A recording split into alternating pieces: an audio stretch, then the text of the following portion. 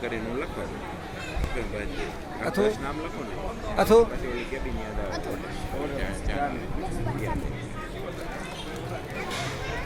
ત્યાં પછી મને પછી કલાક લાગી હાલો ને આવીને આવીને લખી પછી પાછું લખું થોડીક વાર થોડીક એક કોનું પૂરું કરતા 10 વખત આપણે આમ મૂર્તિ જતો મન પટકી આવી ગુલાબી આટલું એક પાનું પૂરું અડધું પાનું પૂરું કરવું